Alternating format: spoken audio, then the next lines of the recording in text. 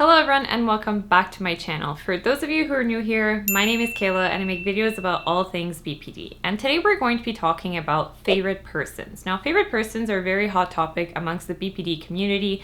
And when I'm referring to the BPD community, I mean the BPD sufferers as well as their loved ones. If you've ever stumbled onto any BPD forums or groups, you've probably seen the term favorite person pop up at least a few times. And before I go any further, let's define what a favorite person is. Essentially, a favorite person is one person in the BPD sufferer's life that they can't function without. And in many instances, this could be anyone from a crush, partner, or friends, or really anyone that they have interaction with, so even teachers. The term favorite person is unique to the BPD community because of this unhealthy attachment that the person with BPD has towards this individual.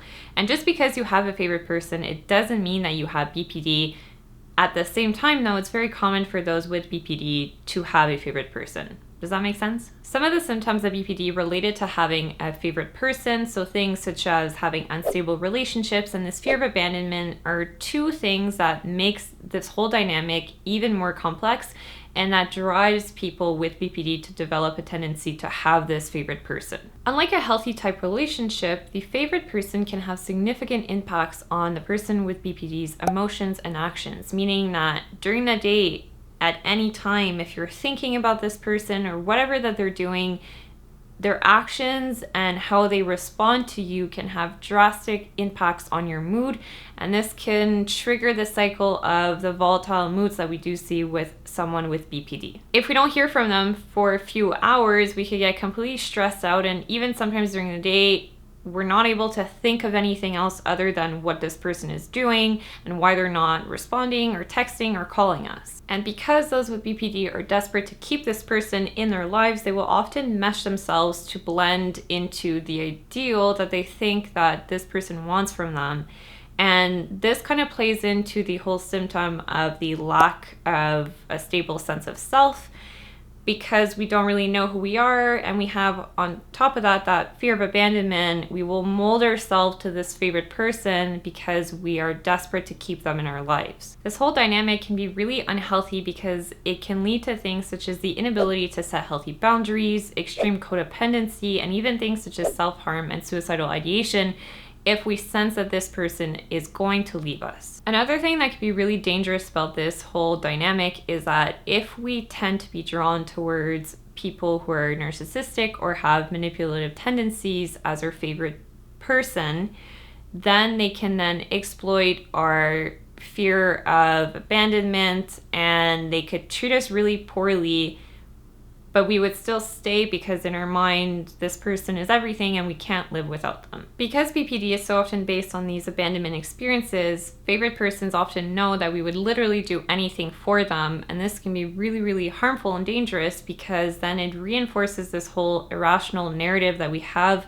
about ourselves, that in order to be loved, we need to bend ourselves backwards and do everything for people so that they will stay in our lives. And then on top of that, if we have people who are exploiting these deep core issues, it just makes everything so much worse, and it makes it nearly impossible for us to stop acting out these patterns in our lives. There's a few things that we can do to ensure that our relationships stay within healthy boundaries, and one of those, for example, is focusing on yourself when this person is away. So when they're gone, do things that you enjoy and try not to spend your entire day worrying about what they're doing. Another thing that may seem quite simple, but is also very difficult to do, is ask before venting. So if you have built this kind of dynamic with this favorite person that you're heavily reliant on them to help you deal with all of these difficult scenarios that you're dealing with in your life, and you're constantly venting and complaining about yourself,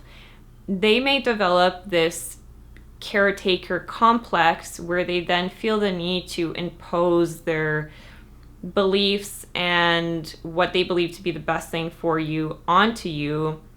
So just asking before you vent, asking them if they have the emotional space and capacity, this could be a really good thing to do. And this also acknowledges the needs of the other person in the relationship to see if they, on the other hand, need to vent to you.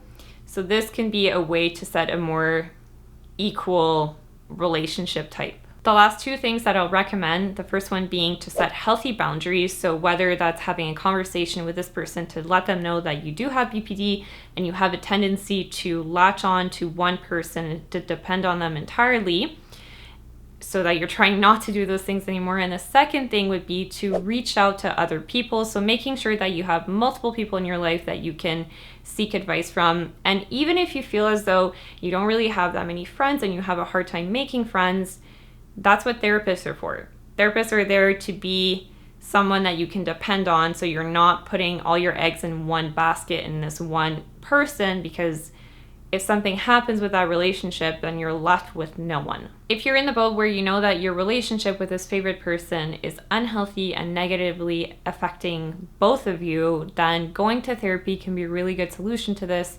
because your therapist will help you work through the past trauma, the fear of abandonment that's driving you to form these codependent relationships. As always, I would love to hear from you. And so I am curious to know if you've had any experiences with favorite persons, and if so, how are you able to better establish healthy boundaries within those relationships? If you found this video useful, be sure to give it a like. And if you're not already, I encourage you to hit the subscribe button down below, as well as the bell notification up top to get notified when I post more videos about all things BPD every Monday. On that note, I wish you all the best week, and I will see you back here next time for another episode of On the Line.